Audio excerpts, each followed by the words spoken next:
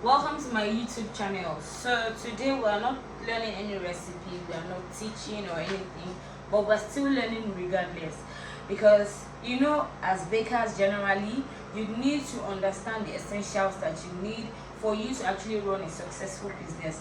Forget any maybe all of those other theoretical aspects of the learning. You need to understand every equipment and tool that you need, at least, to be able to run your business very successfully. So today I'm just going to give you a quick run on the basic equipment and tools that you need as a baker, be it a new baker, an advanced baker, or whatever it is. As a baker, these are the tools that you're going to not be able to do without, before you actually bake up your cakes, and in some cases before you decorate your cakes. So let's just run through it very briefly.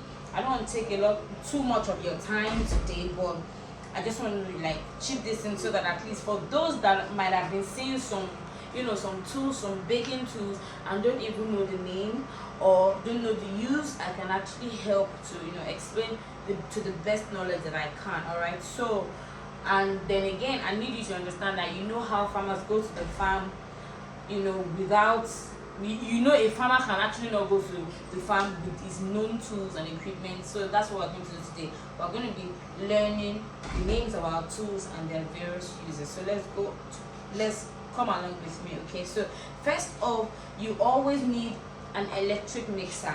Now, in talking about an electric mixer, it could either be a stand mixer like this, and it could either be the hand mixer. Now, it depends on your capacity of baking, as well as how often or how much voluminous your orders are. If you're a new baker, you just basically need something electric in any case. So a hand mixer might be the best bet for you for a starter, because it's actually more affordable and can even make up a lot more than what this bowl mixer can do. And that is because how hand mixer is controlled the movement of your hand. You can actually just pour your butter into a large bowl and then run it over it, and it will just give you the same amazing result. Because most oftentimes than not, when a recipe calls for you to beat in, it's always best to use something electric.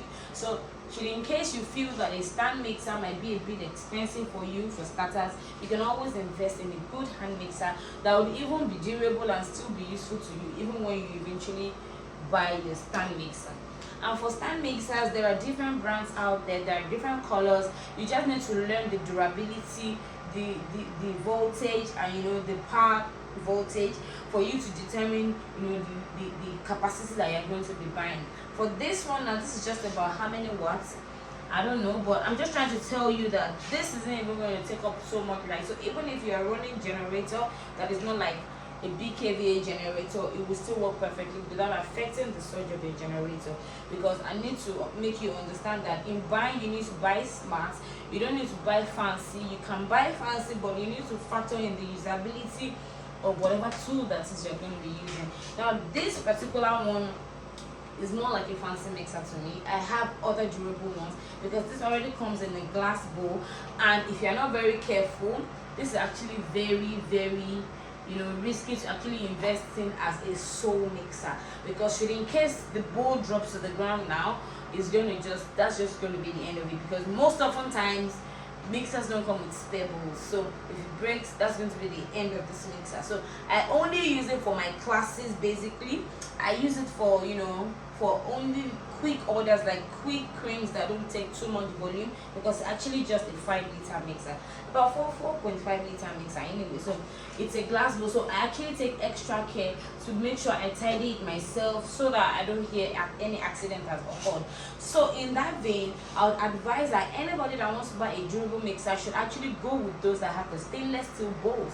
Stainless steel bowls can actually fall and you can pick it up, not because you want it to be falling, but accidents can occur whilst you're cleaning. It can slip off your hands, but that shouldn't be the end of your mixer. So you should invest in durable mixers so that they can run their time with you and work well for you. Second of all, I'm going to be talking about the cake pans. That I already have a video in my thread that talks about good pans on the channel. Okay, so you can always go back to that to watch for you to understand better. But this right here is a very, very good solid cake pan that ensures to bake your cakes very nicely, because like I said before, your cake pans are determinant also to the results you get in your cake. Aside the recipe, aside the baking time, if you use good heat resistant pans like this that wouldn't shriek up at the intensity of the heat, you'll be guaranteed better results every single time. So it is durable. Trust me, it may not be very budget friendly, if you look at it in the logical sense of it, but since it's going to run a longer time with you, it has higher warranty, has a longer shelf lifespan, doesn't wear or tear, doesn't bend or anything. It would be better for you to invest in 2 of this, for instance, than you buying 10 cheap ones that would actually just go maybe rip off or go bad or start leaking. It doesn't leak, nothing, is just really durable. This is not an advert. I'm just trying to tell you and show you what I use. So when you call a baking pan, this is what it's called, a baking pan. All right, it's more like it's more like a non-stick, but you need to still grease the pan or line the pan with a parchment paper before you use it to bake. Now that takes us to this. This is a baking paper.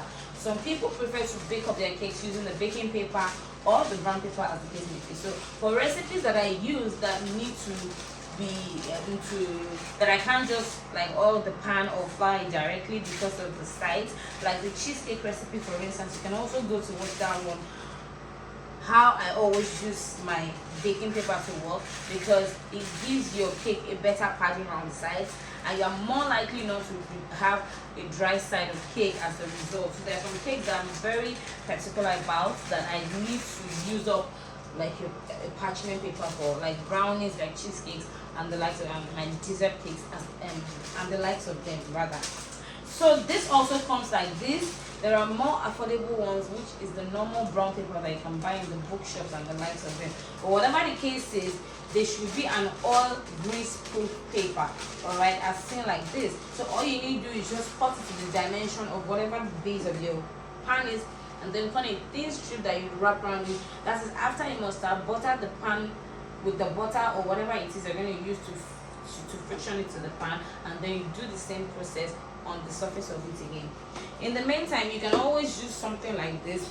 This is actually called the Easy Clean Up Original Canola Oil Blend. Now it can be any product, but this is a cooking spray that you can actually use to spray inside of your pan very faster than you using the butter or the shortening or the oil to give it perfect friction.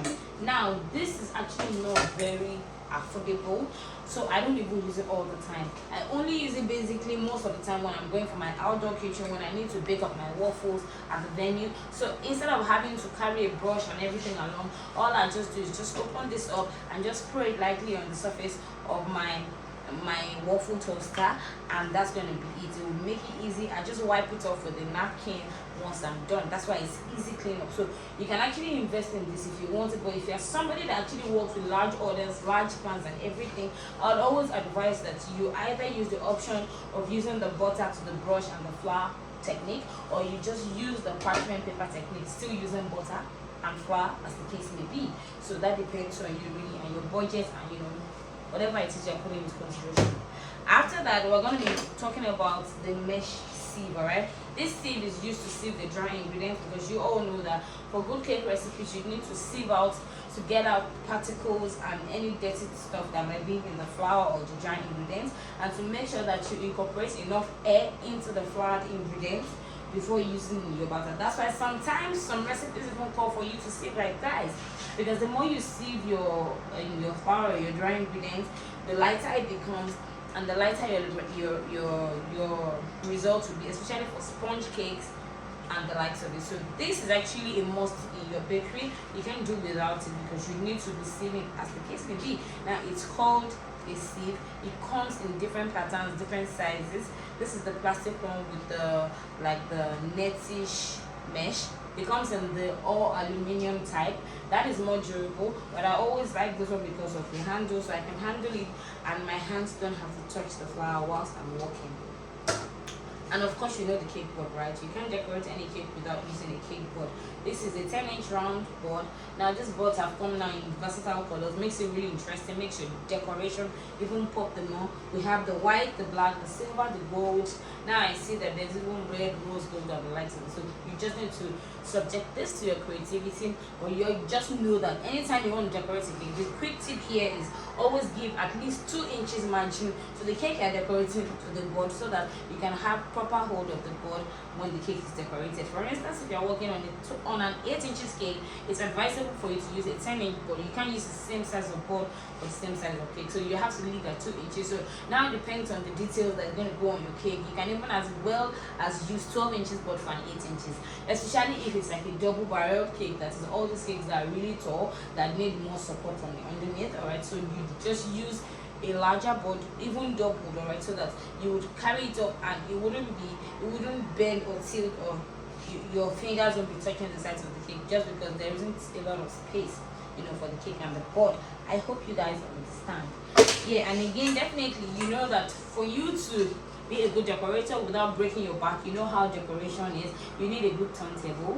This comes in plastic. There's the wooden turntable. Now this is a mixture of the plastic and the stainless steel. This is actually very durable, still fragile anyway, but I like the control of the speed. So once you put your board on it like this and your cake goes on it, all you need to do is just position yourself very well in the angle. If you're left-handed, right-handed, whatever it is, you just turn it to the position, and then you can work with the pace that you want to work with. So if you're somebody that can really comb your cake really fast, all you need to do is just put it, and then you just put your second hand on the stand on the top surface of the turntable and use it to control the speed of your hand.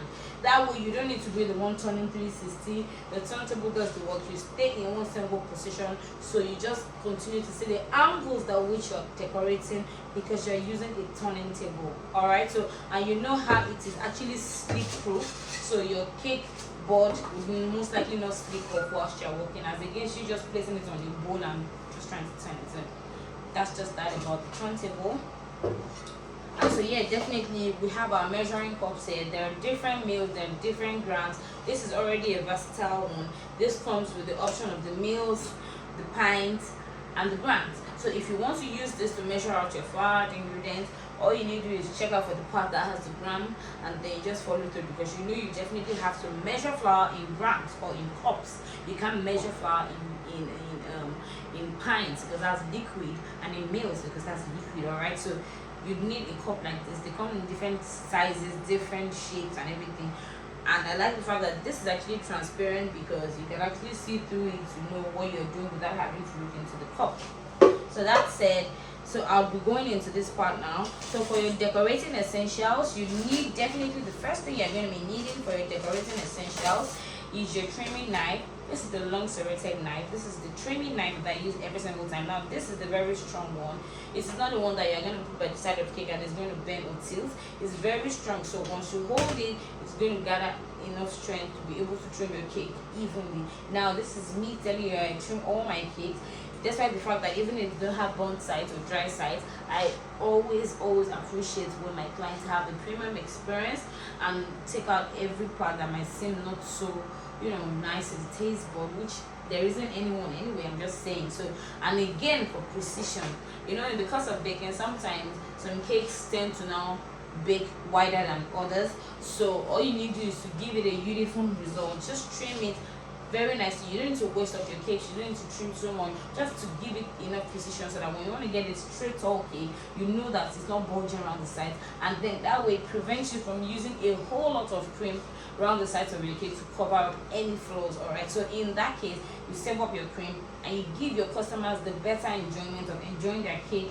more originally than having it with so much cream slapped on it. So the serrated knife comes sometimes in the right-handed or the left-handed, so it depends on you. This is the right-handed one, so when I hold like this, I just trim like this. But if you're left-handed, you might need the one that has the serrated part here, so when you hold like this, you know, it just goes like this. So you need to tell them when you want to buy that you need the right-handed one or the left-handed one. So this is the serrated knife. Now this is my offset spatula. I use this basically most often times, and some people use this to spread the cream around the sides of their cake. Now that's also amazing, but I don't use it. I always use just the straight palette knife. This is called a palette knife. It's also called a spatula. So this is called an offset spatula, and that's why this is offset. It means you can use it to lift and then drop. Alright, that's why it's offset spatula. So you can also use this side of it to apply, especially on the surface of your cake, especially if the cake surface is actually very large, and you know when you use this one, this part might actually bump on the edge of your cake. So you can use this one because you know it's already raised at the edge, so you have nothing to worry about it touching the edges or the handle of your cream, of your cake surface in any way. So but oftentimes I'm not, I really don't use this. What I use it for most of the time is when I want to make like a tiered cake, 2 tiers, 3 tiers. Once I'm done decorating a tier, I just use this one together with another like a flat plate to lift it up and then transfer to the tier, to the bottom tier. So I use this to lift most often times, and when I have to pour like a ganache on the surface of my cake, I use this particular one to spread it evenly, because you know when you're pouring ganache, you have to pour from the center, and you know it has to spread. So in the case whereby you need it to spread fast and you don't need too much running around the side, just like a ganache pour, and then to have the drip effect, you know you have like a limited quantity you can pour so that you don't have like a mess. So all you need to do is just use this to add some effect to it, so, some pressure to it, so you spread it out, and then you have the perfect drips and your smooth ganache on the top of your, on the surface of your cake. So that's basically what I use my offset for lifting, for tiered cakes, and for my ganache. I really don't use for my buttercream, but some people do, and that's just amazing. Still offset, so whatever works for you is just fine. This right here is a regular spatula that I use to spread around the sides of my cake. When I'm done with my crumb coating, what I just do is just use this same spatula. Alright, it's also called a palette knife. Alright, to just run around the sides of it with the cream before I then go ahead to use my scraper. Now that brings us to the scraper. There are different kinds of scrapers and they all have diverse uses, but they can all use the same, they can actually work for the same goal. This is the acrylic one, this is the plastic variant, and this is the stainless steel variant. Okay, this comes pattern and there are the smooth sides of it, but I'm just trying to, this is the one I could reach right now. It's pattern. This can be used to get your fault line technique, this pattern, but there are diverse patterns for the scrapers, so it depends on you really. This is the acrylic one. This is very good for buttercream as well as for whipped cream because it's an acrylic scraper. Alright, so it has no rough patches or edges that can actually even damage your cake size or making it unappealing. So once you run this around the sides of your cake a few times, a couple of times, once or two, you know, going around once or twice, I mean your cake will look as smooth as it should be. Even if you're just starting and doesn't look like that in the initial stage, you need to understand that it's practice that will make perfect. So don't shoot yourself in the leg thinking that, oh, I ran around the sides a few times and it still doesn't look bumpy or anything.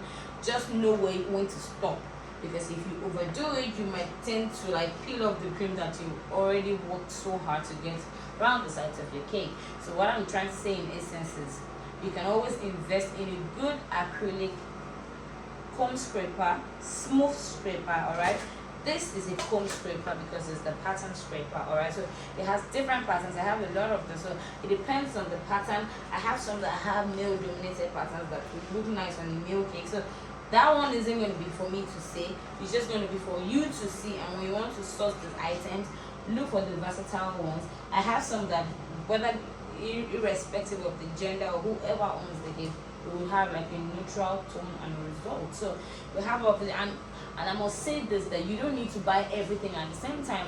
As time goes on, like I've been in this business for a while now, I didn't buy everything that I own now, you know, in 1 week or in 1 year. I just keep buying them, and then at the end of the day I have what I need. Now let's go around this very quickly. Definitely you're going to be needing your measuring cups and your measuring spoons. Now these ones come in the sets. There are different sizes, different patterns, but most of them have the same reading on the cups. So this makes it easy for where any recipe calls for 1 cup, half cup, 1/4 cups, 1/3 cups, and the likes of it. You don't need to start worrying how you're going to achieve that. Just use the cup according to the measurements that goes on it. Comes with the spoons as well. So for your dry ingredients like the salt, the cocoa powder, the baking powder, that comes with 1 spoon, you don't need to go get your kitchen spoon for that. Just stick to this so that you can always have an accurate result every single time. I mean, the kind of result that will give you the same taste, the same texture every single time. So you can't do without this in your bakery. You can't do without this in your bakery. And then of course, the silicone spatula. This is very, very, very important in your bakery for you to fold in. For those that do cakes that need folding technique, for you to mix in your whipped cream, like, or color buttercream whipped cream, like once you put the color in the result that you already have, you just use this to fold in a few strokes so that you can then blend in the colors nicely.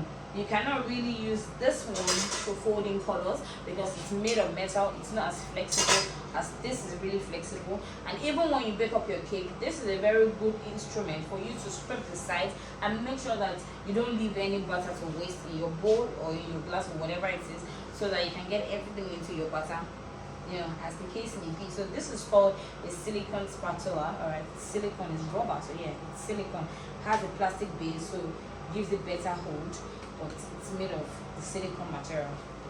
This is the wire whisk.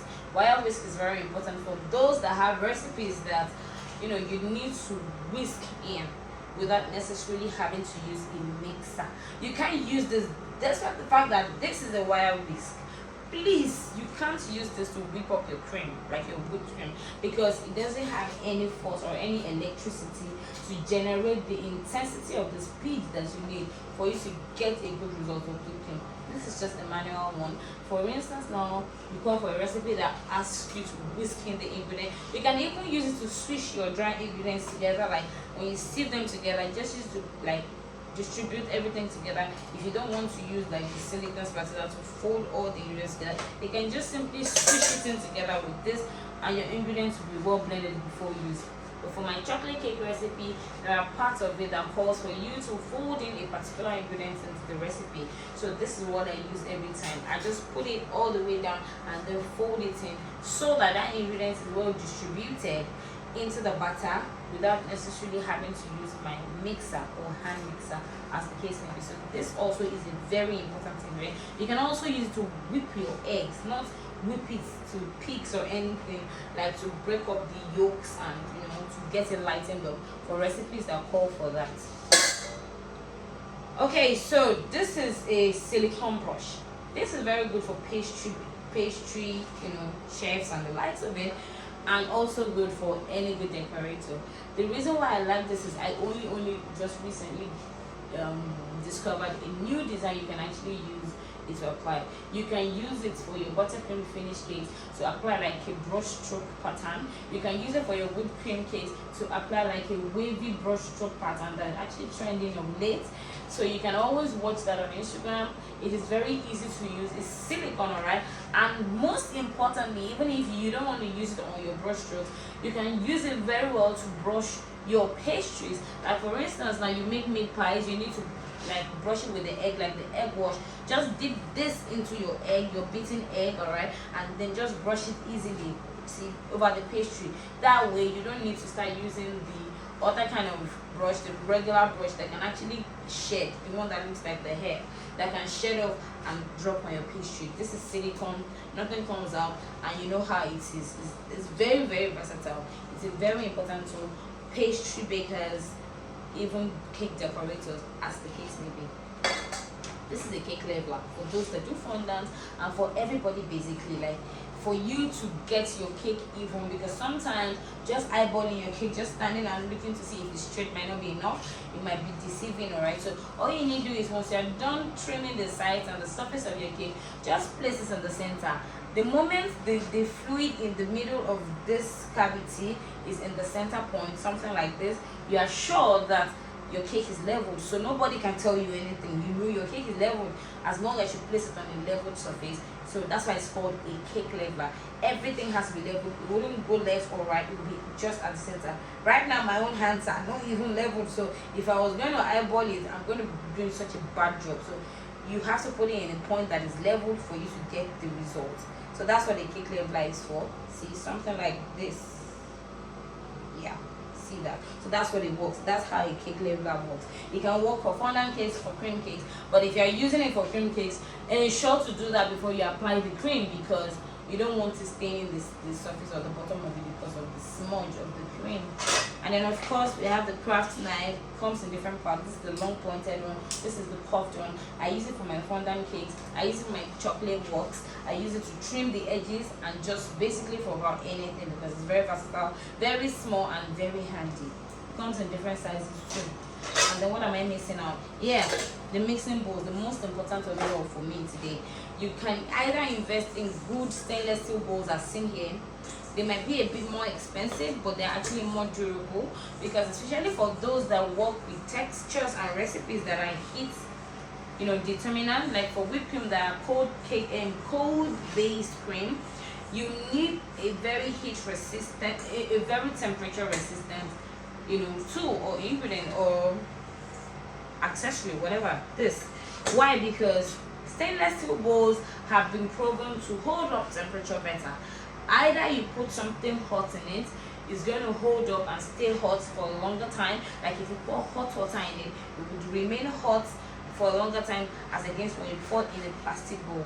Okay, so if you put like a cold ready-made whipped cream in it, just for you to pop in the fridge for it to rest whilst you color, or even if you don't color, it would even hold its shape better in a stainless steel bowl, because the cold in the fridge will trap itself better than the plastic that will condense just about immediately. That's the reason why when you put plastic in the freezer, in the fridge, after a few minutes you just see that it sweats out on the side. This also does that, but the heat, the temperature guide inside it from the internal parts is just all you need. So trust me, your stainless bowl might be better, but this is also very good for other things. So you can't actually not have plastic bowls in your bakery. You can't have only just this. I just brought this out to show you that they all have different uses, but they are all very important too. There are glass bowls too. That's the least durable, but it's also very, that's for aesthetics. For your videos and everything, is very fancy, so you can see through that one, like in case you're shooting a video. But for usability and for durability, the plastic bowls and the stainless steel bowls are the better options to use. So that's going to be all for today. That's going to be all for the class. This is just another TED Talk to just show you guys the nitty-gritty of the tools that you need as as a thriving baker, as the case may be. So I hope you learned something new today. I hope that I've been able to answer to some of the questions as bakers that don't know the use of some of these tools that I've brought out today. So as always, I remain your favorite girl, Famous Desserts Feel. Till next time, as always, I can always overemphasize that you should just subscribe to my YouTube channel, show us some love, tell your friends about this channel, and let's learn something new together. Click the like button as always, and always stay close, because for a fact I will always release something as often time as I can for us to all grow and learn together. So till next time guys, bye bye.